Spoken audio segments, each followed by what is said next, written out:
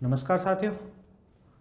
तो आज हम करेंगे जो हाल ही में संपन्न हुआ है G20 शिखर सम्मेलन।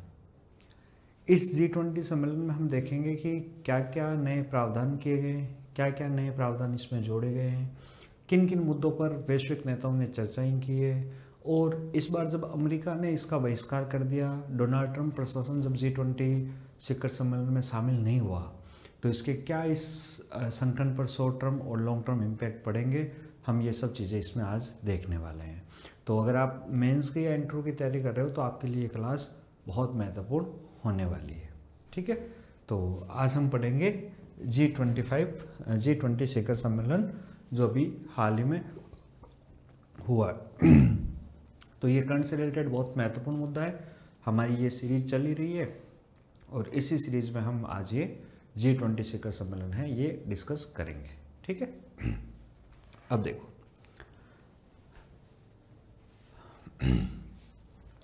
अब इस बार जो G20 शिखर सम्मेलन है वो कहाँ पे हुआ, तो ये ध्यान रखना, इस बार जो G20 शिखर सम्मेलन है वो अफ्रीका के एक देश जोहान्सबर्ग में हुआ है। साउथ अफ्रीका के जोहान्सबर्ग में। ठीक है, जगह का नाम याद रखना, जोहान्सबर्ग। ठीक है, साउथ अफ्रीका में हुआ है। तो सीधा सा आपको इंट्रो में पूछा जा सकता है कि कहाँ हुआ, तो जोहान्सबर्ग में हुआ है, ये याद रखना है। ठीक है, कब से कब तक हुआ, तो ये हुआ अपने 22 से 23 नवंबर 2025 को। ठीक है, यानी कुछ दिन 6-7 दिन पहले ये हुआ है, तो ये अपन को याद रखना है। इस बार का जो G20 शिखर सम्मेलन था वो बहुत ही महत्वपूर्ण था, कई कारणों से महत्वपूर्ण था।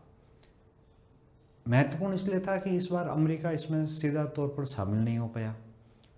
दूसरा, ये अफ्रीका के किसी देश में था। और तीसरा, माननीय प्रधानमंत्री जी इसमें शामिल हुए थे। ठीक है, तो ये इन कारणों से क्या रहा, महत्वपूर्ण रहा। तो देखो, अफ्रीका महाद्वीप की ये पहली G20 शिखर बैठक थी, ये अपन को ध्यान रखना है।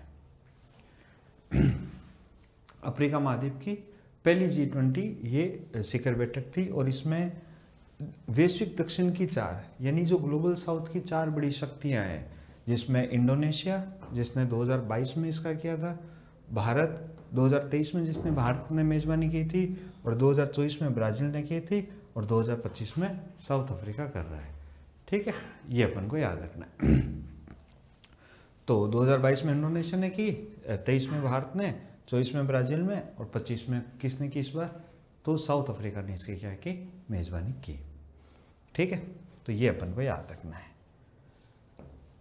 और इस बार एक सदस्य देश था अमेरिका, जिसने इस G20 शिखर सम्मेलन का पूरी तरीके से क्या किया, पूरी तरीके से इसका बहिष्कार कर दिया। अभी अपन देखेंगे कि माननीय डोनाल्ड ट्रंप ने क्या कहा और इसके क्या इफेक्ट होंगे। ठीक है, अब देखो, सबसे पहले अपन इस G20 का इतिहास देखते हैं। तो ये आपको ध्यान रखना है कि इस बार अध्यक्षता कहाँ हो रही है, इस बार अध्यक्षता हो रही है साउथ अफ्रीका के जोहान्सबर्ग में। ठीक है, ये अपन को ध्यान रखना है, साउथ अफ्रीका के जोहान्सबर्ग में, साउथ अफ्रीका के जोहान्सबर्ग। ठीक है, यहाँ पे इस बार क्या हुई, ये सम्मेलन हुआ 22 से 23 नवंबर। ठीक है, उससे पहले कहाँ पे हुआ था, तो उससे पहले अपने ध्यान रखना, उससे पहले 2023 में अपने इंडिया में हुआ था, भारत में, 2024 में अपने ब्राज़ील में हुआ था, और 2025 में कहाँ हुआ, 2025 में ये हो रहा है साउथ अफ्रीका में। ठीक है, साउथ अफ्रीका या दक्षिण अफ्रीका में।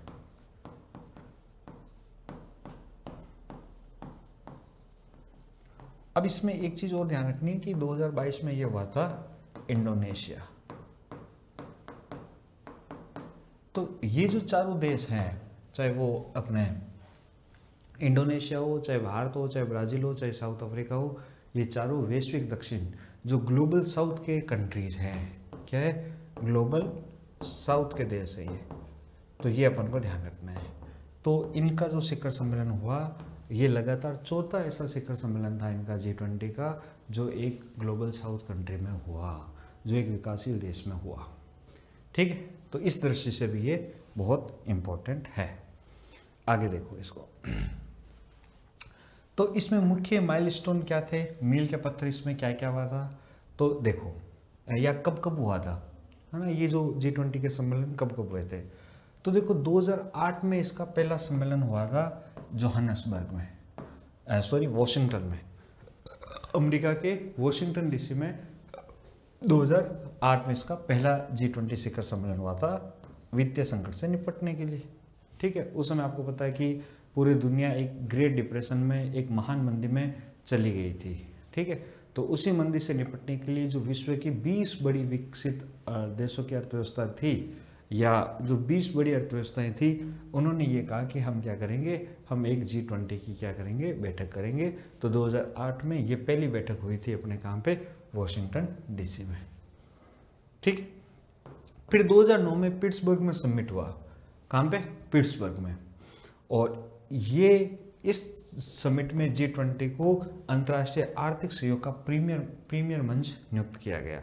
ठीक है, तो इसमें इस पीटर्सबर्ग सम्मेलन में ही ये बात कही गई कि भाई हम जो दुनिया की 20 सबसे बड़ी अर्थव्यवस्थाएं हैं, ये मिलकर इस तरीके की मंदी से इन फ्यूचर कैसे बचा जा सकता है, आर्थिक संकटों को कैसे टाला जा सकता है, आर्थिक क्षेत्र में एक दूसरे का सहयोग कैसे किया जा सकता है, इसको लेकर हम क्या करेंगे, हम एक दूसरे का सहयोग करेंगे और इस दिशा में हम काम करेंगे। 2010 में इसका शिखर सम्मेलन हुआ सियोल में, कहाँ पे, सियोल में, और पहली बार विकास मुद्दा एजेंडा में भी शामिल किया गया। तो 2023 जब 10 में हुआ था सियोल में, तो विकास का मुद्दा भी इसमें शामिल कर लिया गया। और 2023 में आपको पता है G20 की जो शिखर सम्मेलन है वो भारत में हुआ था। ठीक है, और इसमें अफ्रीकी संघ को इसका 21वां सदस्य बनाया गया था। 21वां सदस्य कौन बना था, अफ्रीकी संघ। ये पेपर में कई बार पूछा गया है कि G20 का जो शिखर सम्मेलन 2023 में कब हुआ और कहाँ हुआ, तो ये भारत में हुआ था, और इसका सदस्य, एक नया सदस्य इसमें बनाया गया था, कौन सा, तो ये ध्यान रखना, अफ्रीकी संघ। वैसे तो इसमें आपको 20 नाम दिख रहे होंगे, लेकिन इसमें 2 संघ है और 19 देश है, और एक जो संघ है इसमें अफ्रीकी संघ को शामिल कर लिया गया है। ठीक है, आगे चलते देखो। अब देखो, अब कई बार आपने, एक बार यूपीएससी के पेपर में भी पिछली बार पूछा गया था, शायद 2021-22 का पेपर था, कि निम्न में से कौन सा देश G20 देशों में शामिल है या कौन सा देश शामिल नहीं है। यानी कि इस प्रकार के क्वेश्चन भी अपन से पेपर में पूछ लिए जाते हैं। ठीक है, या इंट्रो में अपन को रैंडम कोई एक देश का नाम देख के पूछ लिया जाएगा कि ये देश बताओ G20 में शामिल है या नहीं है। तो अभी देखो कुल सदस्य कितने इसमें, 21 हो गए। 21 क्यों हो गए, क्योंकि 2023 में जब भारत में हुआ था तो इसमें अफ्रीकी संघ को जोड़ा गया था। किसको जोड़ा गया था, अफ्रीकी संघ को जोड़ा गया था। ठीक है, तो ये ध्यान रखना है। इसलिए अब इसमें कुल टोटल मेंबर कितने हो गए, 21 हो गए। 19 तो देश है, एक यूरोपीय यूनियन है और एक अफ्रीकी यूनियन है। ठीक है, तो इस तरीके से इसमें टोटल 19 देश है और 2 संघ है। ठीक है, अब इसमें आपको याद भी रखना है कि क्षेत्र वाइज कौन से देश शामिल है, अफ्रीका से कौन से देश शामिल है, यूरोप से कौन से देश शामिल है, एशिया पैसिफिक से कौन से देश शामिल है। ठीक है, इस तरीके से भी आपको ध्यान रखना है, लेकिन आपको देशों के नाम तो याद होने चाहिए। ठीक है, इसके लिए मैंने एक यहाँ पे ट्रिक शामिल की है, आप इसको देखो जरा। ट्रिक क्या है, देखो ट्रिक आपको दिख रही होगी यहाँ पे, GURU गुरु, JI से G गुरु जी, SITA यानी कि सीता। ठीक है, AB यानी अब, SSC FCI में है। ठीक है, ये अपन को ट्रिक याद रखनी है, गुरुजी सीता अब SSC FCI में है। ठीक है, देखो ये ट्रिक है G20 देशों के नाम याद रखने की ट्रिक।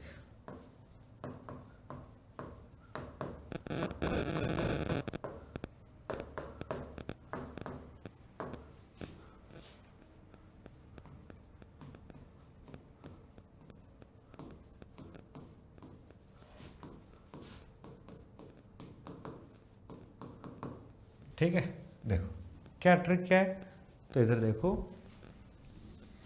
गुरुजी सीता अब एसएससी एफसीआई में है। ठीक है, ये इसकी ट्रिक है। 1 2 3 4 5 6 7 8 9 10 11 12 13 14 15 16 17 18 19 और 20। ठीक है, गुरुजी सीता एसएससी एफसीआई में है। ठीक है, ये अपन को ध्यान रखना है। देखो, अब देखो जी का मतलब क्या है यहाँ पे, तो जी का मतलब क्या है, तो जी का मतलब हो गया जर्मनी। ठीक है, यू का मतलब यूएसए अमेरिका हो गया, आर का मतलब रूस और यू का मतलब यूके यूनाइटेड किंगडम। तो गुरु का मतलब ये हो गया। जे का मतलब इसमें जापान, आई का मतलब इंडिया यानी भारत, एस का मतलब सऊदी अरब, आई का मतलब इंडोनेशिया, टी यानी कि तुर्की है, ए यानी कि अर्जेंटीना और ए का मतलब ऑस्ट्रेलिया और ए का मतलब अर्जेंटीना, बी मतलब ब्राज़ील, एस का मतलब साउथ अफ्रीका, एस का मतलब साउथ कोरिया और सी का मतलब कनाडा, एफसीआई, एफ का मतलब फ्रांस, सी का मतलब चीन, आई का मतलब इटली और एम मतलब मेक्सिको और है, या जो लास्ट में 2 संगठन याद रख लेना आपको, EU यूरोपीय यूनियन और अफ्रीकी यूनियन। तो इस तरीके से आप G20 देशों के नाम याद रख सकते हो। ठीक है, एक बार वापस देख लेते हैं। ट्रिक क्या थी, ट्रिक ये थी, गुरुजी सीता अब एसएससी एफसीआई में है। ठीक है, तो जी का मतलब क्या हो गया, जी का मतलब जर्मनी, यू का मतलब यूएसए, आर का मतलब रूस, यू का मतलब यूनाइटेड किंगडम। ठीक है, और जे का मतलब जापान, आई का मतलब इंडिया, एस का मतलब सऊदी अरब, आई का मतलब इंडोनेशिया, टी का मतलब तुर्की और ए का मतलब ऑस्ट्रेलिया। अब ए का मतलब अर्जेंटीना, बी का मतलब ब्राज़ील, एसएससी, एस मतलब साउथ अफ्रीका, एस मतलब साउथ कोरिया और सी मतलब कनाडा, एफसीआई, एफ मतलब फ्रांस, सी मतलब चीन, आई मतलब इटली, में है, एम मतलब मेक्सिको, एच मतलब यूरोपीय यूनियन और अफ्रीकी यूनियन। तो ये G20 देशों के नाम आपको याद होने चाहिए। इस तरीके से आप इसका नाम याद कर सकते हो। ठीक है, तो ये ट्रिक बता दी मैंने, एसएससी एफसीआई में है। अब देखो, आपको जो G20 मेंबर्स हैं उनका नाम बाय रीजन भी ध्यान रखना है, क्षेत्र वाइज भी आपको नाम इसका याद रखना है कि किस क्षेत्र से कौन कौन से देश हैं। ठीक है, जैसे यूरोप की आपको इसमें 6 कंट्री दिखेगी। यूरोप से कौन सी कितनी कंट्री दिखेगी, 6। कौन कौन सी, एक तो आपको दिखेगी फ्रांस, यहाँ पे आपको दिख नहीं रहा होगा, मैं लिख देता हूँ। ठीक है, यहाँ पे एक तो आपको दिख रहा होगा फ्रांस। ठीक है, एक आपको दिख रही होगी जर्मनी, एक इटली, फ्रांस जर्मनी इटली, और ये हो गई तुर्की, ये हो गई यूनाइटेड किंगडम। ठीक है, यूके हो गई, और ये आर मतलब रसिया हो गया। ठीक है, या रूस हो गया। ठीक है, ये आपको दिख रही होगी 6 देश। तो यूरोप से कितने देश हैं इसमें G20 में, तो ये याद रखना कि भाई यूरोप से 6 देश है टोटल। ठीक है, आगे अलग ही लिख रखा होगा मैंने। हाँ, ये यूरोप से आपको 6 देश दिख रहे होंगे, फ्रांस, जर्मनी, इटली, रूस, तुर्की और यूनाइटेड किंगडम। ये 6 देश अपने G20 में यूरोप के हैं। याद आ जाएगा, फ्रांस, जर्मनी, इटली, रूस, तुर्की और यूनाइटेड किंगडम। ठीक है, फिर देखो एशिया पैसिफिक से कौन कौन सा है। एशिया पैसिफिक मतलब एशिया प्रशांत क्षेत्र से है। तो एशिया प्रशांत क्षेत्र से आप देखना, एक तो है ऑस्ट्रेलिया, ये मैं लिख देता हूँ, आपको दिख नहीं रहा होगा यहाँ पे। एक तो है ऑस्ट्रेलिया, ठीक है, एक है अपने चाइना यानी कि चीन, एक है भारत, एक है अपने इंडोनेशिया, एक है अपने जापान और एक है अपने साउथ कोरिया। कौन है?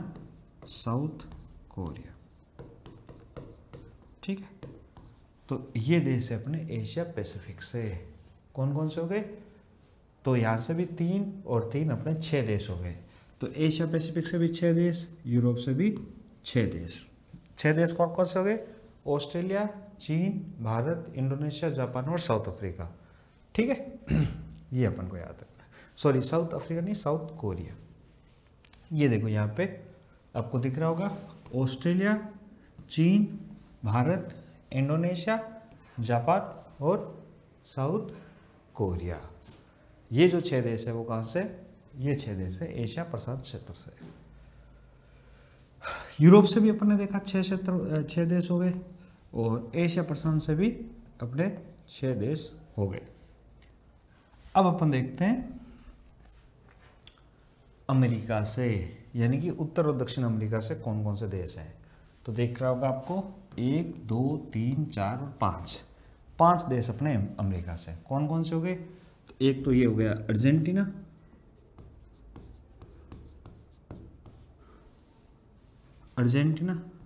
एक हो गया ये मैक्सिको, एक हो गया यूनाइटेड स्टेट्स ऑफ अमेरिका, एक हो गया ब्राज़ील और एक हो गया अपने कनाडा। तो ये ध्यान रखना, अमेरिका से 5 है। नॉर्थ और दक्षिण अमेरिका से कितने देश है? टोटल 5 देश है। कौन कौन से? Argentina, Mexico, USA, Argentina, Brazil, Canada, Mexico और यूएसए। ठीक है, तो अपन ने देखा कि अमेरिका से 5 देश है, एशिया प्रशांत से 6 और यूरोप से 6। ठीक है, अफ्रीका से कौन सा देश है? देखो, अफ्रीका से आपको एक तो साउथ अफ्रीका है, देश तो एक है, और एक अफ्रीका यूनियन को शामिल कर लिया गया है। तो अफ्रीका से एक साउथ अफ्रीका याद रखना और एक अफ्रीका यूनियन याद रखना। ठीक है, ये देखो, अफ्रीका से एक हो गया साउथ अफ्रीका, एक अफ्रीकी यूनियन, यानी कि अफ्रीका से भी कितने हो गए? 2 हो गए। ठीक है, और मिडल ईस्ट से, मध्य पूर्व से एक ही देश है, सऊदी अरब। कौन सा है? सऊदी अरब, ये मध्य पूर्व से देश है। तो यूरोप से हो गए अपने कितने? 6, अफ्रीका से 2 और ये 1, और एक अपने यूरोपीय यूनियन मान लो। तो इसमें अगर अपन टोटल करें तो ये 7 हो गए। ठीक है, तो ये अपन को याद रखना है कि किस क्षेत्र से कौन कौन सा देश है। बाकी सारे देशों के नाम भी आपको याद रखना है। सारे देशों के नाम कैसे याद करोगे? सारे देशों के नाम याद करोगे गुरुजी सीता बेससी एफसीआई में हैं। ठीक है, इससे सारे देशों के नाम याद हो जाएंगे, और क्षेत्र वाइज भी आपको नाम याद रखने हैं।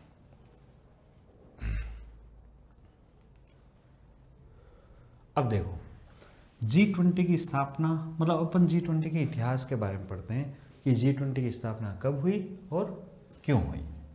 देखो, G20 का फुल फॉर्म है ग्रुप ऑफ 20। क्या है? Group of 20। इसका पूरा नाम क्या हो गया? Group of 20। तो G20 की स्थापना वर्ष 1999 में हुई। 1999 में सबसे पहले इसकी स्थापना हुई। ये डेट याद रखना, 1999, जो उस समय के वैश्विक आर्थिक संकटों के जवाब में एक महत्वपूर्ण पहल थी। तो मैंने आपको बताया था ना कि भाई G20 की स्थापना इसीलिए हुई थी ताकि जो विश्व की 20 बड़ी अर्थव्यवस्था है वो मिलकर कोई भी आर्थिक संकट आए उसको टाला जा सके या उससे निपटा जा सके या किसी भी आर्थिक संकट से बचा जा सके। ठीक है, इसलिए इसकी G20 की स्थापना हुई थी। देखो, विशेष रूप से 1997-98 में आए एशियाई वित्तीय संकट ने यह दिखाया कि वैश्विक आर्थिक और वित्तीय सवालों को केवल विकसित देशों तक सीमित नहीं रखा जा सकता। पहले G7 देश सोचते थे कि हम ही निपटारा कर लेंगे जो भी आर्थिक संकट आएगा, या हम ही उसका पहले से प्रेडिक्शन कर लेंगे, हम ही उससे क्या अनुसार कार्रवाई कर लेंगे। लेकिन आपको पता है कि एलपीजी के बाद या लिबरलाइजेशन के बाद जब विकासशील देशों में भी अपने औद्योगिक क्रांति की शुरुआत हुई तो उनका भी वैश्विक अर्थव्यवस्था में उतना ही महत्वपूर्ण योगदान हो गया। ठीक है, तो इसीलिए अपन को ध्यान रखा। फिर इनको पता चला कि सिर्फ G7 देशों के पास अब वैश्विक अर्थव्यवस्था में उतनी ही हिस्सेदारी नहीं रही जो एक दौर में होती थी। तो कहा क्या किया जाए? तो कहा गया कि भाई जो विकासशील देश है, जो विश्व की टॉप 20 इकोनॉमी है, उसको एक साथ लाया जाए और आर्थिक मुद्दों का हल निकाला जाए। ठीक है, तो इसीलिए दुनिया की प्रमुख विकसित और उभरती अर्थव्यवस्थाओं के लिए वित्त मंत्री और केंद्रीय बैंक के गवर्नरों को शामिल करते हुए G20 का गठन किया गया। देखो पहले इसमें कौन कौन होते थे, तो पहले इसमें होते थे वित्त मंत्री और केंद्रीय बैंक के गवर्नर, केवल यही जाते थे, यही पार्टिसिपेट करते थे। जैसे अपने इंडिया में RBI हो गई, RBI के गवर्नर चले जाते थे, माननीय वित्त मंत्री चले जाते थे। ठीक है, यही सिस्टम इनमें चलता था। ठीक है, देखो फिर क्या हुआ, शुरुआत में G20 एक मंत्री स्तरीय मंच था, यानी कि केवल और केवल इसमें वित्त मंत्री और गवर्नर ही भाग लेते थे। कौन, वित्त मंत्री और गवर्नर। शुरुआत में इसमें कौन कौन भाग लेते थे, केवल वित्त मंत्री और गवर्नर, यही भाग लेते थे। ठीक, जिसका तो शुरुआत में G20 एक मंत्री स्तरीय मंच था, जिसका उद्देश्य था आर्थिक नीतिगत मुद्दों, वित्तीय स्थिरता, वैश्विक विकास और सतत विकास जैसे विषयों पर व्यापक चर्चा और सहयोग को बढ़ावा देना।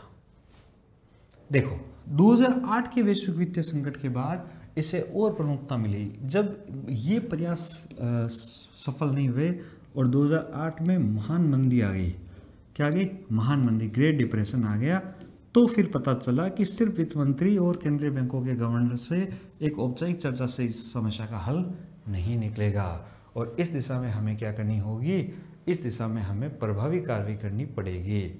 ठीक है, तो देखो, तो इसमें 2009 में राष्ट्राध्यक्षों और सरकार के प्रमुखों, यानी कि इसमें राष्ट्रपति और प्रधानमंत्री शामिल होने लगे। कौन शामिल होने लगे, G20 के सम्मेलनों में राष्ट्रपति और प्रधानमंत्री। ठीक है, जब राष्ट्रपति और प्रधानमंत्री इसमें शामिल होने लगे तो ये जो ग्रुप था इसने और इसको बल मिला, इसकी महत्व और बढ़ गया, जिससे शिखर सम्मेलन के रूप में विकसित किया गया, जिससे ये विश्व के प्रमुख देशों का एक क्या बन गया, महत्वपूर्ण मंच बन गया। एक महत्वपूर्ण मंच बन गया जिसमें विश्व के प्रमुख देश मिलते थे और आर्थिक मुद्दों पर क्या करते थे, चर्चा करते थे। ठीक है, ये अपन को याद रखना।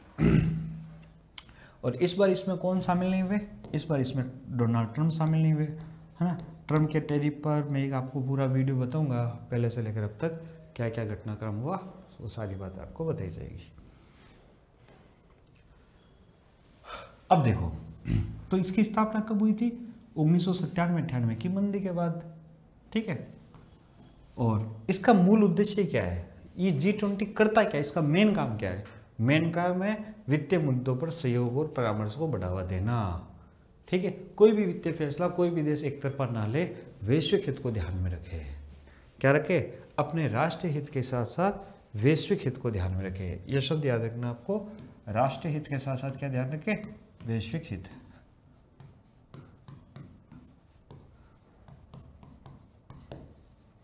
राष्ट्रीय हित के साथ साथ वैश्विक हित भी ध्यान में रखे। ठीक है,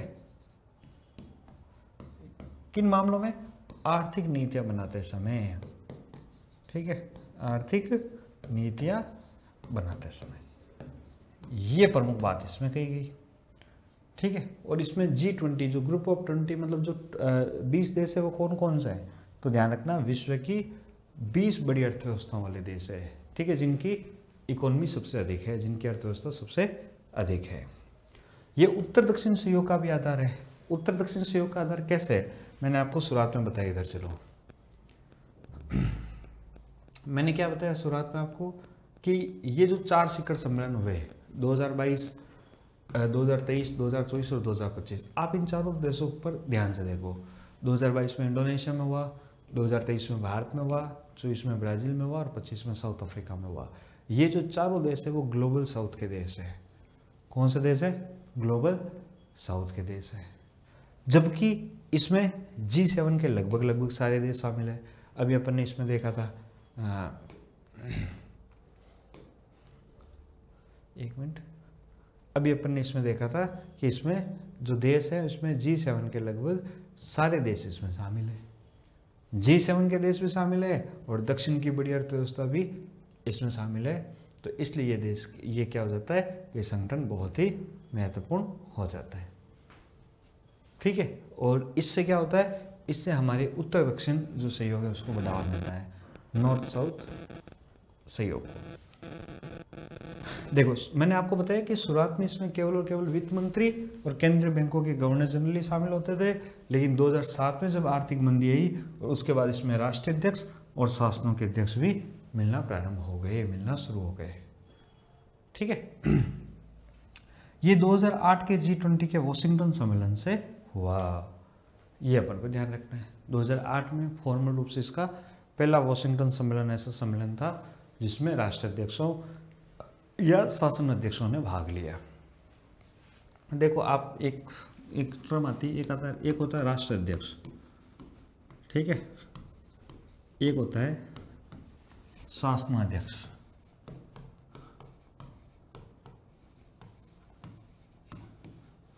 इसे बोलते हैं अपन head of the nation, head of the nation, इसे अपन बोलते हैं head of the government.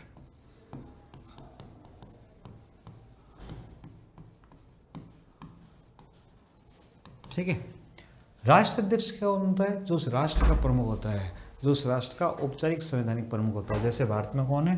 Bharat में जैसे राष्ट्रपति है। कौन है? राष्ट्रपति। राष्ट्रपति क्या है? राष्ट्र का अध्यक्ष है, हेड ऑफ द नेशन है। जबकि शासन का अध्यक्ष कौन है? भारत में शासन का अध्यक्ष है प्रधानमंत्री। ठीक है, ये अपन को ध्यान रखना है।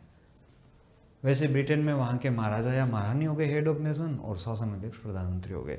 तो ये अपन को ध्यान रखना है कि 2008 के बाद, ये अपन को ध्यान रखना है कि 2008 के बाद इसमें कौन शामिल होने लगे? 2008 के बाद इसमें अपने राष्ट्राध्यक्ष और शासन अध्यक्ष ये शामिल होने लगे। ठीक है, अब देखो, तो 2008 में जो इसका प्रथम शिखर सम्मेलन हुआ था वो कहाँ पे हुआ था? वॉशिंगटन, यूएसए में हुआ था। 2020 में इसका रियाद में हुआ, याद रखना। 21 में रोम में हुआ। ठीक है, 22 में अपने इंडोनेशिया के बाली में हुआ, 23 में भारत में हुआ और 24 में ब्राजील में, और अभी 25 वाला तो साउथ अफ्रीका में हुआ ही है। ठीक है, ये अपन को ध्यान रखना है। कई बार इंटरव्यू बोर्ड अपन को पहले वाला भी पूछ लेता है, तो भारत वाला याद रखना 23 में हुआ है। ठीक है, ये विशेषकर याद रखना। ये भारत में कब हुआ है? भारत में हुआ है 23 में।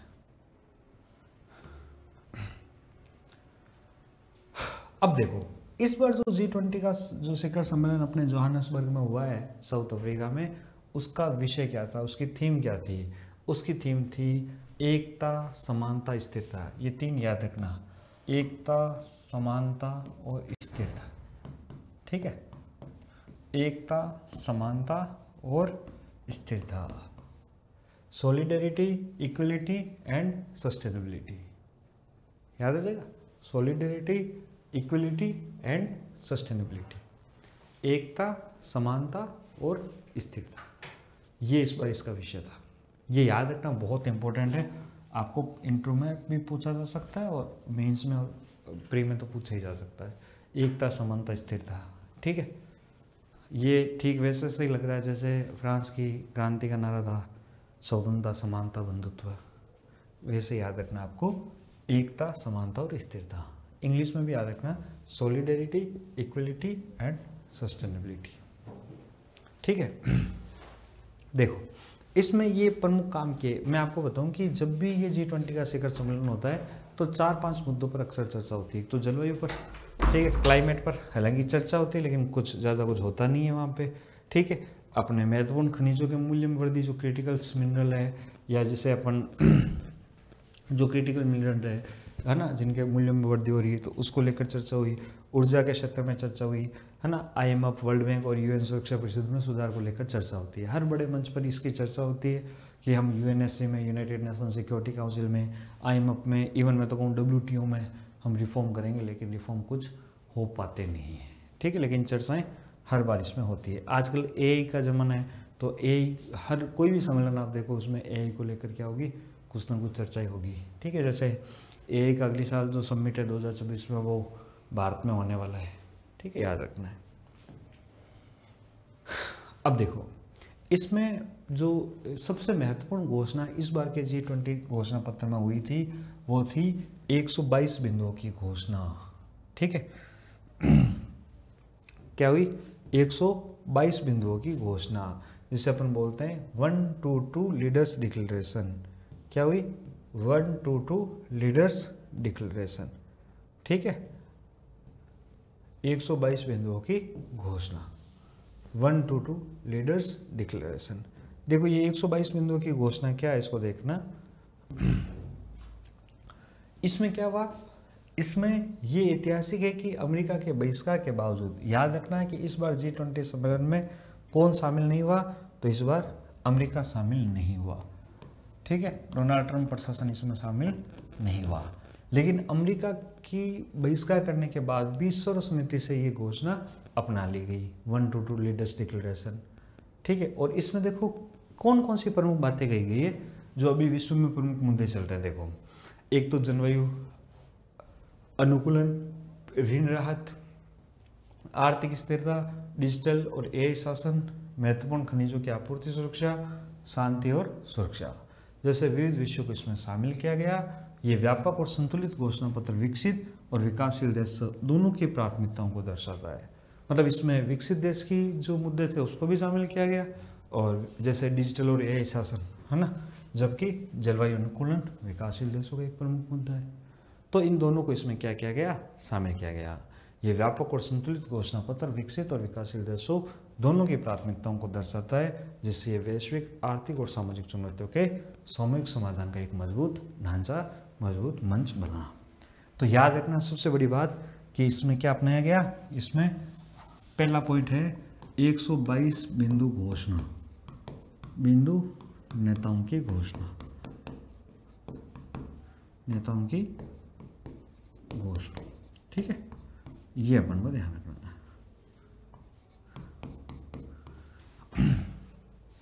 ठीक है, चलो फिर देखो, तो ये घोषणा याद रखनी। दूसरा याद रखना, एक चर्चा इसमें इस बार हुई G20 क्रिटिकल मिनरल फ्रेमवर्क पर। किस पर? G20 क्रिटिकल मिनरल फ्रेमवर्क, ये याद रखना। इस पे भी इस बार क्या हुई? चर्चा हुई। देखो ये क्या है G20 क्रिटिकल मिनरल फ्रेमवर्क? इसका उद्देश्य क्या है?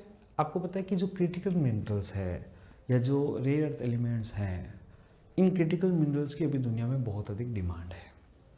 आपको पता है कि जब अमेरिका ने चाइना पर टैरिफ लगाए थे तो इसी आधार पर लगाए थे, और जब चाइना ने अमेरिका पर लगाए थे तो इसी रिस्पॉन्स में लगाए थे। उनको पता था कि अमेरिका अगर दबाव में आ सकता है तो वो केवल इन क्रिटिकल मिनरल्स के कारण आ सकता है, क्योंकि दुनिया के अधिकतर क्रिटिकल मिनरल्स का जो आपूर्ति करता है वो चीन है। और जब चीन ने क्रिटिकल मिनरल्स की आपूर्ति बंद कर दी थी तो प्रेसिडेंट ट्रंप ने टैरिफ हटा भी दिए थे। ठीक है, तो ये इसलिए इतना महत्वपूर्ण है। तो देखो, एक क्रिटिकल मिनरल्स फ्रेमवर्क तैयार किया गया है। क्या था इसका उद्देश्य? कि विकासशील देशों, विशेषकर अफ्रीका को कच्चे माल निर्यात से परे मूल्य वृद्धि में सक्षम बनाना, ये इसकी प्रमुख था। ठीक है, तो कहा कि जो अफ्रीका में उनका कच्चा माल होता है, उनका निर्यात, उनसे उनका जो प्रॉपर उसका जो मूल्य है वो उसको प्राप्त हो सके। इसमें क्या क्या की जाएगी? तो खनिज अन्वेषण में निवेश को अनुलोम करना। ठीक है, कि भाई अफ्रीका महाद्वीप, मैं आपको ये अफ्रीका महाद्वीप का इस तरीके का मैप भी बना देता हूँ ताकि आपको पता रहे। ये इस तरीके से अपना अफ्रीका महाद्वीप है। ठीक है, तो कहा गया कि भाई अफ्रीका महाद्वीप पे जहाँ पे भी ये क्रिटिकल मिनरल्स हैं उनके खनिजों को, उनमें निवेश को अनुलोम करना। ठीक है, और स्थायी लाभार्थ को प्रोत्साहित करना, खनिजों को घर पर ही संसाधित करना। यानी कि देखो क्या होता है कि जब यहाँ से क्रिटिकल मिनरल निकाल के जब USA में ले जाकर उसका प्रसंस्करण किया जाता है तो उस देश को उतना फ़ायदा नहीं मिल पाता। तो इसमें यह कहा गया कि भाई जो क्रिटिकल मिनरल जो अफ्रीका के किसी देश में मिल रहे हैं तो उसका जो अपने परिष्करण है वो यहीं पे किया जाए, जिससे वहाँ पे निवेश बढ़ेगा और रोजगार बढ़ेगा। आपूर्ति श्रृंखला में विविधता, भू राजनीतिक तनाव, महामारी या प्राकृतिक आपदाओं के खिलाफ सुरक्षा। अब दुनिया भर में 2 युद्ध चल रहे हैं, आपको पता है, और छोटे मोटे युद्ध कहीं ना कहीं शुरू होते रहते हैं, लेकिन 2 युद्ध तो पिछले 2-3-4 सालों से चल रहे हैं। एक अपने इजराइल और फिलिस्तीन वाला जो गाजा पट्टी वाला जो चिंता है वो है, दूसरा रशिया यूक्रेन वॉर का भी अभी कोई समाधान निकला नहीं है। तो जब युद्ध होते हैं तो सप्लाई चेन, और आपने देखा होगा कि अमेरिका ने जब ईरान पर बम गिरा दिए तो वहाँ पे भी जो रेड सी वाला रूट है वो बाधित हो गया था। तो जब दुनिया में स्थिरता नहीं होती तो सप्लाई चेन बाधित हो जाती है। तो इसमें ये कहा गया कि भाई भू राजनीतिक तनाव के कारण या महामारी के कारण अपने सप्लाई चेन है वो प्रभावित ना हो, और स्वदेशी अधिकारों की सुरक्षा करते हुए टिकाऊ खनन प्रथाओं को सुदृढ़ करना। ठीक है, मतलब जो उस देश को भी उसका फायदा होना चाहिए जो उस देश से माइनिंग हो रही है। तो ये बहुत इंपॉर्टेंट है, क्रिटिकल मिनरल फ्रेमवर्क, और इस क्रिटिकल मिनरल फ्रेमवर्क को इसमें अपनाया गया। दूसरा देखो, नेल्सन मंडेला बे टारगेट, बहुत इंपॉर्टेंट है। Nelson Mandela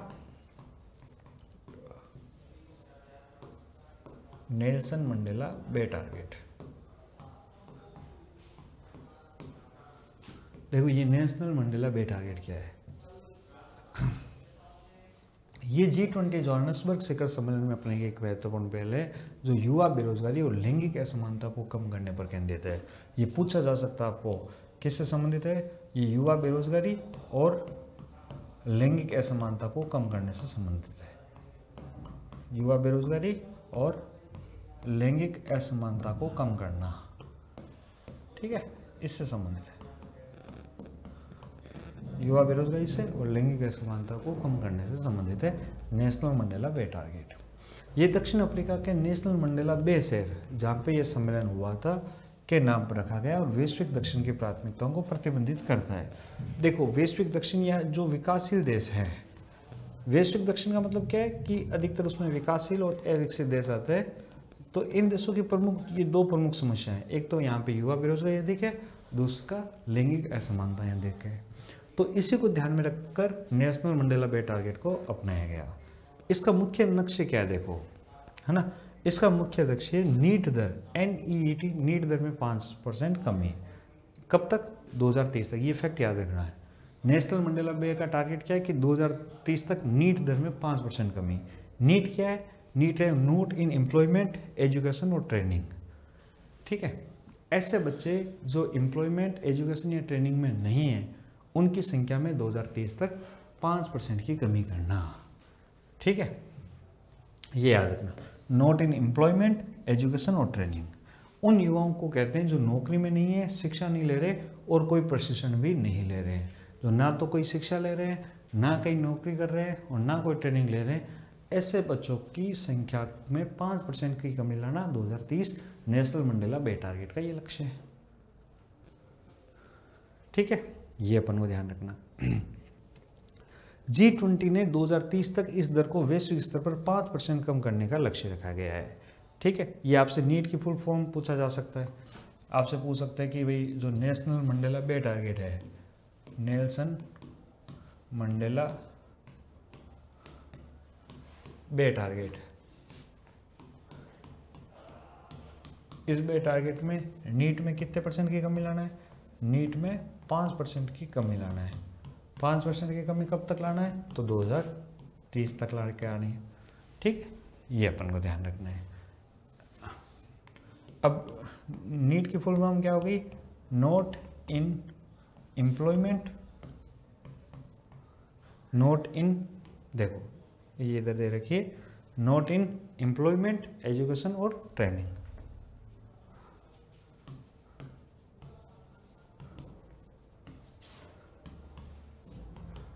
education and training. ठीक है, ये इसकी फुल फॉर्म है, ये अपन को याद रखना है। नॉट इन एम्प्लॉयमेंट, एजुकेशन और ट्रेनिंग। ऐसे युवाओं में 5% की कमी लाना 2030 तक, ये नेशनल मंडेला बे टारगेट है। तो एक अपन ने क्या देखा? एक अपन ने देखा G20 क्रिटिकल मिनरल फ्रेमवर्क और एक अपन ने देखा नेशनल मंडेला बे टारगेट। ठीक है, आगे देखो और इसमें क्या टारगेट है। एक तो नीट में 5% की कमी लाना, श्रम बल में 25% महिला समानता लाना, यानी कि जो हमारी लेबर फोर्स है उसमें 25% तक महिला समानता लाना। ठीक है, टोटल लेबर फोर्स में 25% महिलाएं हों, 25% अपने महिला समानता हो, इस पर काम करना। श्रम बल में महिलाओं की भागीदारी को बढ़ाकर 25% की समानता सुनिश्चित करना, विशेष रूप से विकासशील देशों में। आप देखोगे कि हमारे विकासशील देशों में महिलाओं की भागीदारी बहुत कम होती है श्रम बल में, लेबर फोर्स में। हालांकि वो घरेलू कार्य तो करती है लेकिन लेबर फोर्स में उसकी भूमिका बहुत कम होती है। तो इसको बढ़ाकर 25% करना, ठीक है।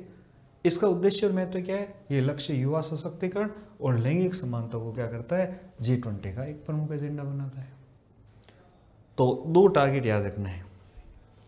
नेशनल मंडेला बे टारगेट, पहला तो नीट में 5% की कमी लाना 2030 तक, दूसरा लेबर फोर्स में महिलाओं की भागीदारी 25% करना, ठीक है। श्रम बल में महिलाओं की भागीदारी कितना करना? महिलाओं की भागीदारी 25% करना।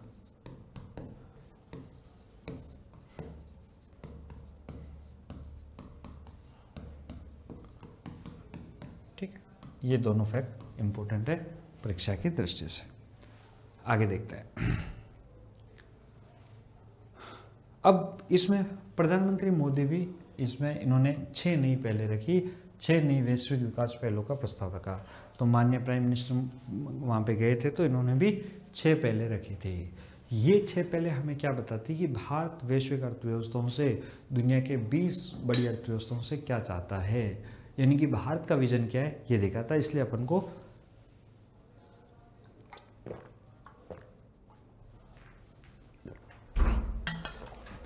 को इन 6 की 6 पहलों को बड़े ध्यान से पढ़ना है और देखना है।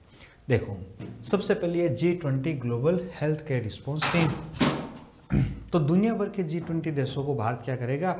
एक चिकित्सा विशेषज्ञों की एक टीम बनेगी दुनिया भर के देशों से, ठीक है, जो किसी भी वैश्विक स्वास्थ्य संकट या प्राकृतिक आपदा के समय तुरंत मदद के लिए भेजी जा सकेगी।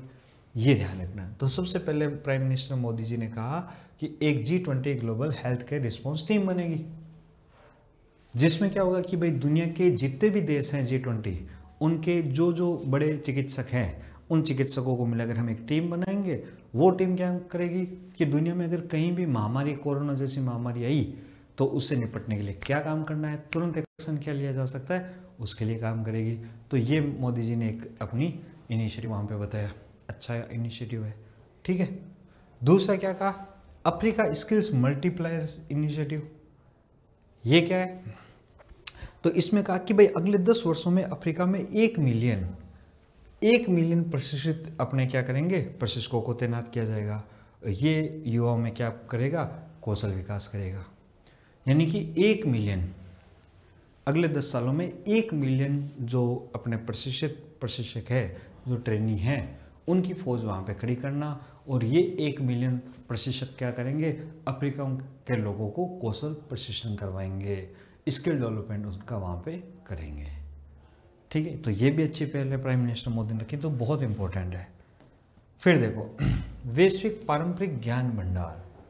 इसमें क्या है कि भाई जो स्वदेशी औषधि और पारंपरिक ज्ञान है उसको सुरक्षित करने के लिए हम सब मिलकर काम करेंगे। हर देश की जो वहाँ की मूल औषधियाँ हैं, जो उस क्षेत्र में होती है, उस विजन में होती है, उसका हम क्या करेंगे? संरक्षण करेंगे। इससे क्या होगा? इससे जो वहाँ का पारंपरिक ज्ञान है वो दुनिया के स्तर पर आएगा, दुनिया के सभी देशों का इसके बारे में पता चलेगा और वहाँ की जीवन शैली और प्रथाओं का एक रिकॉर्ड तैयार हो जाएगा, एक दस्तावेजीकरण भी हो जाएगा, ठीक है। और क्या कहा गया? और कहा गया कि भाई ड्रग टेरर गठजोड़ से मुकाबला करेंगे। आपको पता है कि ये जो आतंकवादियों के पास अगर जो भी फंडिंग आती है वो ड्रग के कारण आती है। कैसे कारण आती है? ड्रग के कारण आती है, ठीक है। तो नशीली दवाओं की तस्करी और आतंकवाद के बीच समूह को खत्म करने पर केंद्रित है। आप देखो कि भारत में भी जो आतंकवाद होता है, मैं आपको इधर बता रहा हूँ कि हमारा जो ये अपना देश है इंडिया, इसमें देखना,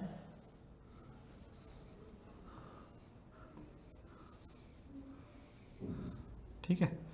ये अपने भारत में भी देखो, एक तो जो आतंकवाद की समस्या वो इस बेल्ट में ज़्यादा है, यानी कि यहाँ से और यहाँ से, ठीक है, इस बेल्ट में ज़्यादा है। और दोनों ये जो पूरा मार्ग है, ये जो पूरा रूट है, ये ड्रग तस्करी का पूरा रूट है जो अपने पूर्वी एशिया को मध्य एशिया से जोड़ता है, ठीक है। तो ये जो इन दोनों का गठजोड़ है, ड्रग का और टेरर का, इसको ख़त्म करने के लिए इसके प्रसार को रोकने के लिए फेंटेनाइल मतलब जो नशीले पदार्थ है उनको रोकने के लिए प्रयास करेंगे। तो ये भी अच्छी पहल है। तो मोदी जी ने जो 6 पहल बताई, जिसमें पहली क्या थी, पहली ये थी कि भाई हम क्या करेंगे, एक global health care response team बनाएंगे, दुनिया भर के डॉक्टर्स को मिलाकर एक टीम बनाएंगे।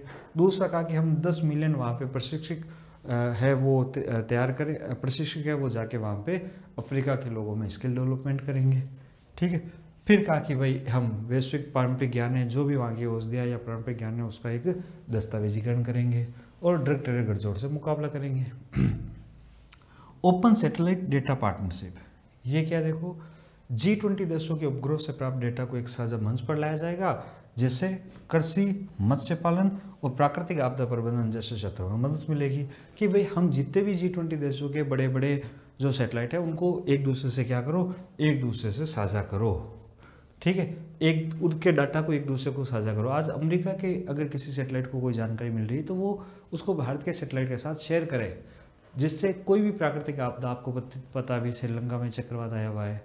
ठीक है, तो अगर इस तरीके के हम काम करेंगे तो प्राकृतिक आपदाओं का खतरा क्या हो सकता है, कम से कम हो सकता है, ऐसा माननीय प्रधानमंत्री जी ने वहां पे कहा। फिर देखो और क्या कहा, क्रिटिकल मिनरल सर्कुलेटरी इनिशिएटिव, ये बहुत इंपॉर्टेंट, मैंने आपको बताया ना, क्रिटिकल मिनरल दुनिया का सबसे बड़ा मुद्दा भी, क्रिटिकल मिनरल हो गया, ग्रीन हाइड्रोजन हो गया, आर्टिफिशियल इंटेलिजेंस हो गया, ये दुनिया के सबसे ज्वलंत मुद्दे भी चल रहे हैं। ठीक है, आप भी जो अभी इंटरव्यू की तैयारी कर रहे हैं, इस मुद्दे को बहुत अच्छे से तैयार, हालांकि मैं एक वीडियो लेके आऊँगा इस पर, आप भी इसको अच्छे से तैयार करो। इस पहल में खनिजों संसाधनों के पुनर्चक्रण, शहरी खनन और नवाचार को बढ़ावा मिलेगा, हमारी सप्लाई चेन मजबूत होगी और जो कुछ ही देशों पर हमारी क्रिटिकल मिनरल की निर्भरता वो दुनिया की कम होगी। तो एक प्राइम मिनिस्टर जी ने ये कहा कि क्रिटिकल मिनरल सर्कुलेटरी इनिशिएटिव लेके आए, ताकि जो कुछ देशों का इसमें क्या है प्रभुत्व दबदबा वो कम हो सके और दुनिया के सभी देशों को आवश्यक मात्रा में क्या मिल सके, क्रिटिकल मिनरल्स मिल सके। ठीक है, तो ये इसको लेकर इसमें चर्चा हुई। अब देखो एक इसमें और पार्टनरशिप, तो ये 6 की 6 पहल जो प्राइम मिनिस्टर ने की है उसका आप ध्यान में रखना। देखो मैं एक बार वापस बता देता हूँ, बहुत इंपॉर्टेंट है।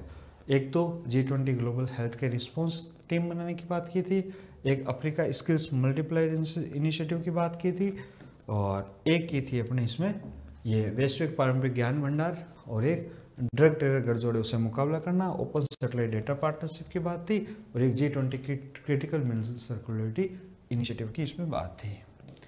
अब देखो एक नई इसमें पार्टनरशिप हुई, Asia, Australia, Canada, India technology and innovation partnership, ACITI। पूछ सकता आपसे पेपर में या आपसे इंटरव्यू में कि ACITI क्या है।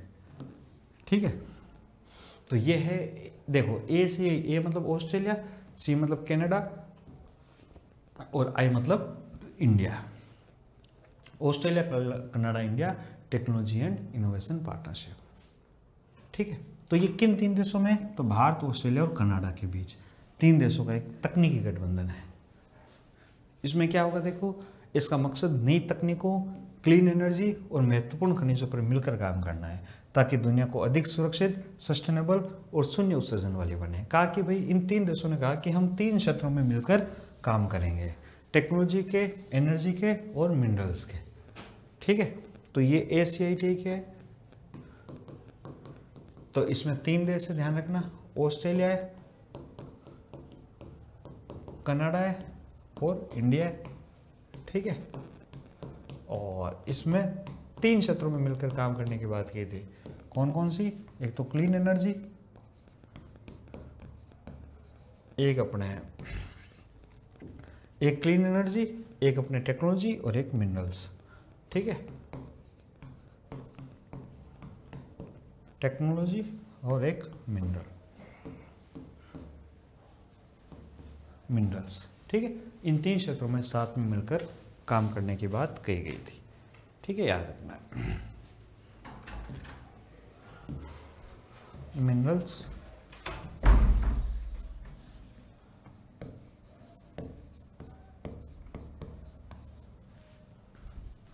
अब देखो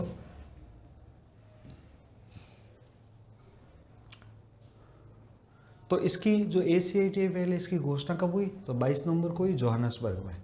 ठीक है, ये अपन को ध्यान रखना। जो ऑस्ट्रेलिया, कनाडा और इंडिया के जो नेता थे वो साइडलाइन पर मिले थे। ठीक है, और इसमें भारत की तरफ से प्राइम मिनिस्टर मोदी गए थे, ऑस्ट्रेलिया की तरफ से वहाँ के प्राइम मिनिस्टर एंथनी एल्बनीज़ आए थे, और कनाडा से उनके प्राइम मिनिस्टर मार्क कार्नी आए थे। ठीक है, ये ध्यान रखना। भारत की तरफ से प्राइम मिनिस्टर मोदी, ऑस्ट्रेलिया की तरफ से एल्बनीज़ और कनाडा की तरफ से मार्क कार्नी आए थे। ये एक ऐतिहासिक कदम है क्योंकि 2023 से भारत और कनाडा, आपको पता है कि वहाँ पे खालिस्तान वाले मुद्दे को लेकर भारत और कनाडा के वहाँ पे खालिस्तानी समर्थकों के नारे लगते रहते हैं, तो भारत ने कई बार उसका विरोध भी दर्ज करवाया है।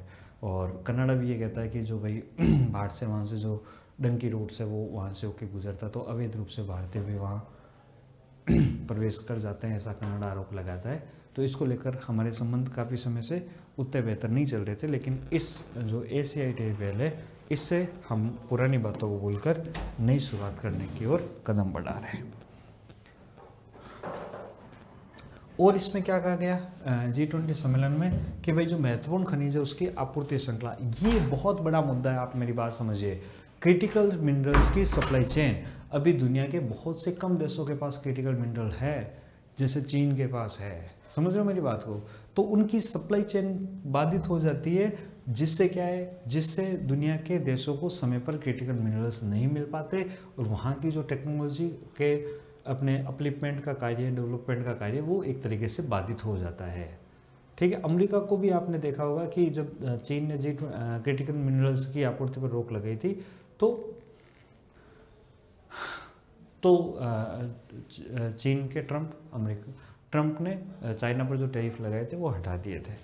ठीक है, और आप देखोगे कि प्रेसिडेंट ट्रंप बार बार ये कहते हैं, कभी कहते हैं कि मैं कनाडा को 51वां स्टेट बनाना चाहता हूँ, कभी वो कहते हैं कि बलूचिस्तान है उसका वहाँ पे क्रिटिकल मिनरल है, कभी वो कहते हैं कि भाई यूक्रेन का जो डोनबास वाला रीजन है जहाँ पे क्रिटिकल मिनरल है वहाँ की मैं माइनिंग करवा लूँगा, यानी कि जो क्रिटिकल मिनरल की उनकी भूख है वो देखी जा सकती है। ठीक है, तो जो रेयर अर्थ जैसे लिथियम है, कोबाल्ट है ना, तो इसका ऑस्ट्रेलिया और कनाडा मिलकर खनन करेंगे। भारत प्रोसेसिंग और मैन्युफैक्चरिंग में सहयोग करेगा, जिससे चीन पर जो निर्भरता है दुनिया के देशों की वो कम हो पाएगी।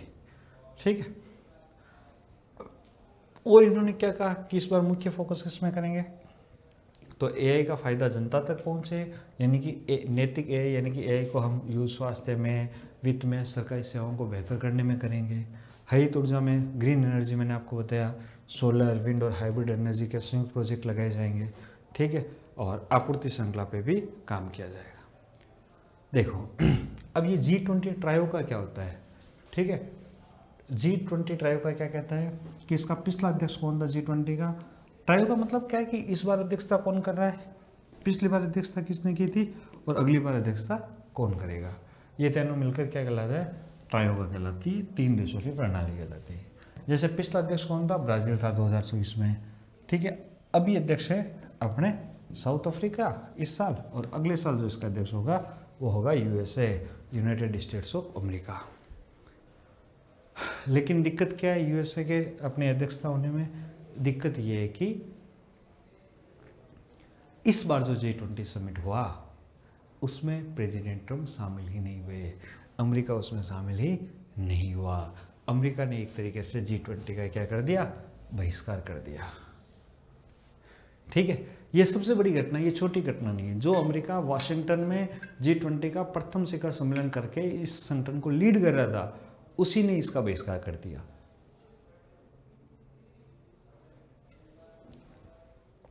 समझ रहे हो मेरी बात को? देखो G20 2025 जोहान्सबर्ग शिखर सम्मेलन का अमेरिका ने पूर्ण बहिष्कार किया, जो पहली बार ऐसा हुआ कि अमेरिका ही इसमें शामिल नहीं हो रहा है। देखो प्रेसिडेंट ट्रंप ने इसका क्या कारण बताया?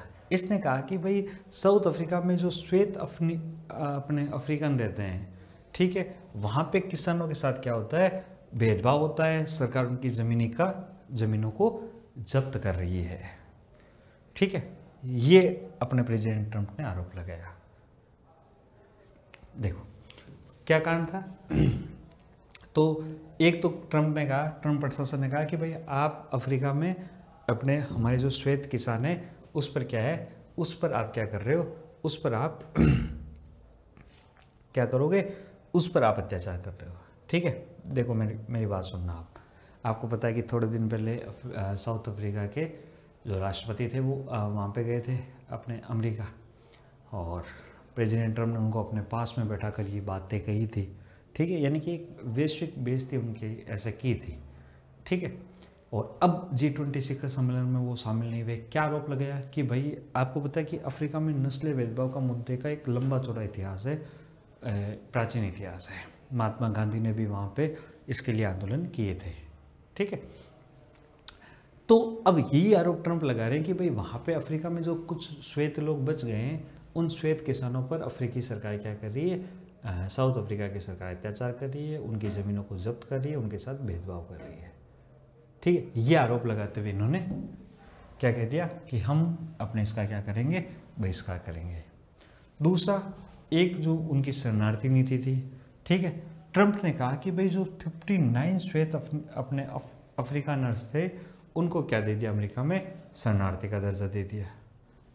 ठीक है, और वो कहते हैं कि भाई ये नस्ली उत्पीड़न का शिकार है, और अमेरिका फर्स्ट की नीति को वो मानते हैं। वो कहते हैं कि भाई अगर कोई भी G20 का समिट होगा तो अमेरिका की शर्तों पर ही होगा। ठीक है, और ये कहते हैं, ट्रंप ने कहा कि भाई मैं तो G20 को, मेरे से अब कोई मतलब नहीं, अब तो मैं G100 बनूंगा। क्या बनूंगा, G100। ठीक है, अब देखना बड़ा दिलचस्प होगा कि अगली साल जब अमेरिका में इसका सम्मेलन होगा तो प्रेसिडेंट ट्रंप क्या करते हैं। क्या वो G20 का ही सम्मेलन करवाते हैं या कोई एक नया ग्रुप बना के उसमें 100 देशों को शामिल करके उसका सम्मेलन बुलाते हैं। समझ रहे हो मेरी बात को? तो ये अपन को ध्यान रखना है। और प्रेसिडेंट ट्रंप ने कहा कि भाई आप ये साउथ अफ्रीका, ये जो अपने ग्लोबल साउथ का एजेंडा है वो हमारे पर थोप रहे हैं। मेन कारण ये था कि भाई अमेरिका ने ये कहा कि भाई अफ्रीका में जो श्वेत किसान रहते हैं, वाइट किसान रहते हैं, उनके साथ नस्ली भेदभाव होता है, इसलिए हम इसमें शामिल नहीं हो रहे। ठीक है ना। और अधिकतर विशेषज्ञों ने कहा कि देखो भाई ऐसा कुछ होता नहीं है। अधिकतर लोगों ने इनके आरोप को खारिज कर दिया, और अफ्रीका के लोगों ने भी ट्रंप के बयानों का विरोध किया और कह दिया कि ट्रंप अपनी राजनीति को सेकने के लिए ये सब आरोप लगा रहे हैं। ठीक है, अब देखो अमेरिका के या ट्रंप के बहिष्कार करने का प्रभाव क्या पड़ेगा इस संगठन पर, G20 के संगठन पर, वो देखो तात्कालिक प्रभाव तो कुछ पड़ा नहीं। 1-2 लीडर्स घोषणा भी हो गई, और जो मोदी जी ने 6 पहले रखी वो भी हो गई, और भी इन्होंने जो क्रिटिकल मिनरल फ्रेमवर्क बनाया था वो भी हो गया। ठीक है, सब कुछ सम्मेलन बहुत अच्छे से मतलब अच्छे से संपन्न हो गया। तो तात्कालिक प्रभाव तो कुछ पड़ा नहीं। हालांकि जिस दिन समापन था उस दिन अमेरिकी दूतावास का एक अधिकारी उसमें शामिल हो गया। ठीक है, 122 पृष्ठ की जो नेताओं की जो डिक्लेरेशन थी वो सर्वसम्मति से पारित हो गई। किसी भी देश ने विरोध नहीं किया। किसी भी देश ने ये नहीं कहा कि पहले आप अमेरिका को लेके आओ फिर ही हम इस पर साइन करेंगे। यानी कि सबने राजी खुशी इस पर साइन कर दी। ठीक है, और क्या कहा कि जो दक्षिण अफ्रीका के राष्ट्रपति थे रामाफोसा, उन्होंने तो ये कह दिया कि अगर आप बहिष्कार करते हैं तो सबसे बड़ा हारने वाला आप ही है, सो जाइएगा। कि भाई आप अगर प्रेसिडेंट ट्रम्प अगर इसका बहिष्कार करें तो उनकी कुर्सी खाली पड़ी रह जाएगी, बाकी 100 तो अपने चलता रहेगा। ठीक है, ये अपन को ध्यान रखना है। ऐसा सीरियल रामाफोसा ने कह दिया। एक इस G20 सम्मेलन में एक दर्शन आया, उबंटू दर्शन। ठीक है, उबंटू दर्शन क्या कहता है, या उबुंटू बोलते हैं इसको। अब आप देख लेना क्या इसका प्रोनाउंस है, उबुंटू बोलते हैं या उबंटू बोलते हैं। देखो ये है क्या, देखना। इसका मतलब होता है I am because we are, I am because we are. मैं हूं क्योंकि हम हैं, हम ही हम हैं तो क्या हम हैं, तुम ही तुम हो तो क्या तुम हो, तुम ही हो इसलिए हम हैं।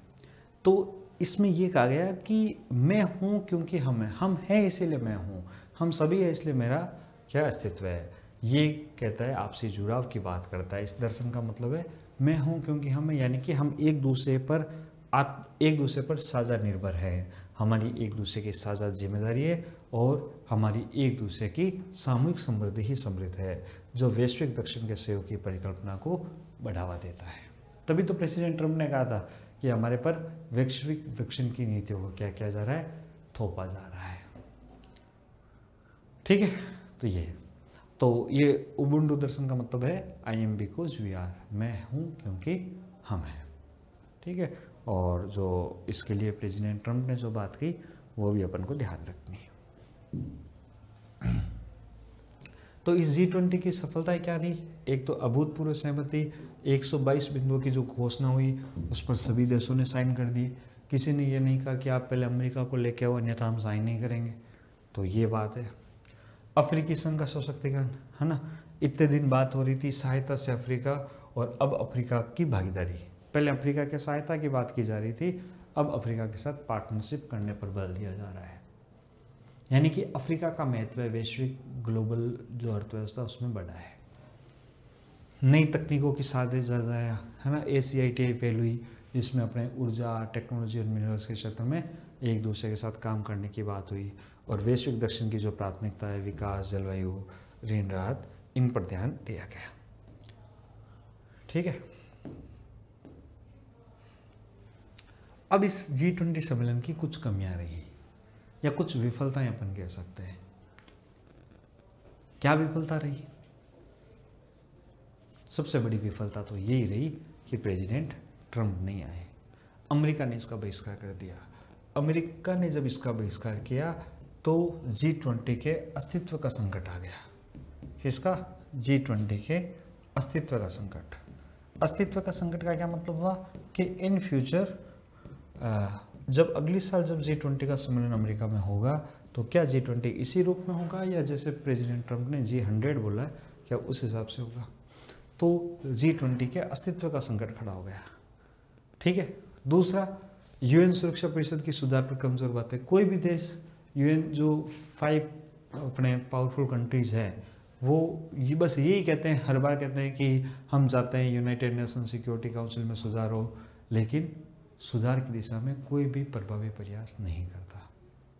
ठीक है, इस बार भी वही है। ठीक है, स्थायी सीटों की मजबूती की कोई मांग नहीं की और भारत की वकालत भी आधी अधूरी रह गई। गाजा संकट पर, जो गाजा में संकट चल रही है, रोज हजारों मौतें हो रही है, लेकिन इस घोषणा पत्र में कोई ज़्यादा इसका जिक्र नहीं था कि इसका क्या समाधान हो सकता है। पिछली G20 में था लेकिन इस बार कोई ज़्यादा इस पर विचार किया नहीं गया था, ना ही कोई मानवीय मदद या कार्रवाई का अपने फैसला किया गया था। आपको पता है कि भारत तो सहयोग करता, अभी जैसे श्रीलंका में चक्रवात आ रहा है तो भारत तो ऑपरेशन सागर बंधु चला रहा है। यानी कि इतनी बड़ी त्रासदी को क्या कर दिया गया, इस सम्मेलन में नज़रअंदाज कर दिया गया। ठीक है, गरीब देशों का कर्ज है वो 109 ट्रिलियन डॉलर हो गया अमीर देशों से, इनको ऋण से कोई राहत देने का कोई बात नहीं की गई। ठीक है, वही पुरानी बातें दोहरा दी गई कि भाई इनका जो ऋण है वो माफ़ होगा कि नहीं। जो प्रमुख भू राजनीतिक मुद्दे जैसे अभी यूक्रेन का संकट है या सूडान का जो संकट है, सब लोग यही कह रहे हैं कि हमें शांति चाहिए, शांति चाहिए, लेकिन कोई प्रयास यहाँ पे नहीं हुआ। इवन बड़े नेता तो आए नहीं, शी जिनपिंग नहीं आए, पुतिन नहीं आए, तो जब ये लोग नहीं आए तो बड़े फैसले नहीं हो पाए।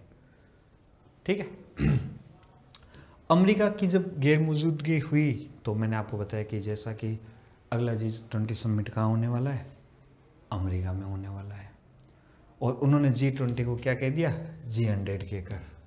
वो कह रहे हैं कि मैं G20 को G100 में बदलना चाहता हूँ।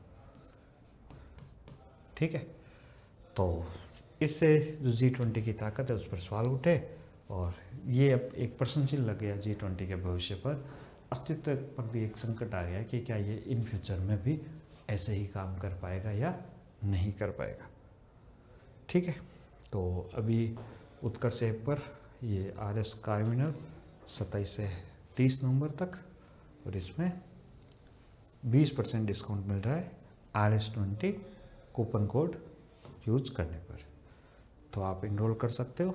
अधिक जानकारी के लिए जो नंबर दे रखे हैं 9116691119, इस पर जानकारी ले सकते हो। दूसरा, ये बैच चल रहे हैं निर्मल बैच हिंदी मीडियम, और 12,000 प्राइम फीस है 17,600। इसका भी कूपन कोड है RS20, आप यूज कर सकते हो 27 से 30 नवंबर तक। और वही इनरोल नो ये कर सकते हो। ये एक समग्र बैच है 16 का और 20,000 का, वही को पढ़ना है RS20 27 से 30 नवंबर तक। ये प्री प्लस मेंस है। तो इस तरीके से अपन ने आज पढ़ा G20 समिट के बारे में और G20 शिखर सम्मेलन के बारे में। ठीक है, जो भी पढ़ा मैं इसका 1 मिनट में फटाफट आपके सामने क्या कर देता हूँ, रिविजन कर देता हूँ।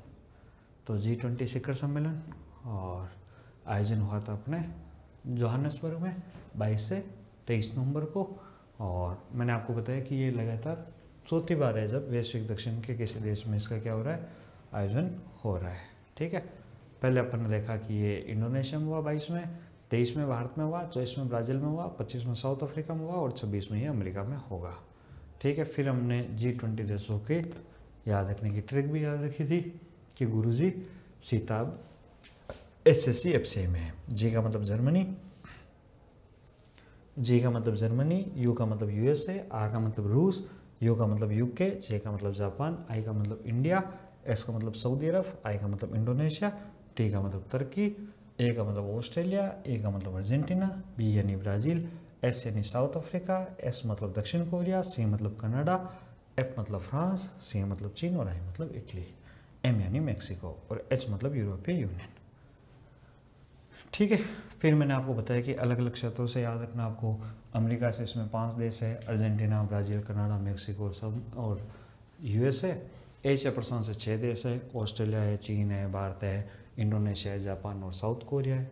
यूरोप से भी इसमें 7 देश है, फ्रांस, जर्मनी, इटली, रूस, तुर्की और यूनाइटेड किंगडम और एक यूरोपीय यूनियन। अफ्रीका से साउथ अफ्रीका और अफ्रीकी यूनियन है और मध्य पूर्व से सऊदी अरब है। फिर मैंने आपको बताया कि G20 की स्थापना कब हुई, 1999 में हुई, जब 1997 में एक आर्थिक संकट आया तब। लेकिन शुरुआत में इसमें केवल बैंकों के गवर्नर और वित्त मंत्री शामिल होते थे, लेकिन 2008 के बाद इसमें कौन शामिल होने लगे, राष्ट्राध्यक्ष और अपने राष्ट्र प्रमुख शामिल होने लगे। ठीक है, ये अपन ने देखा।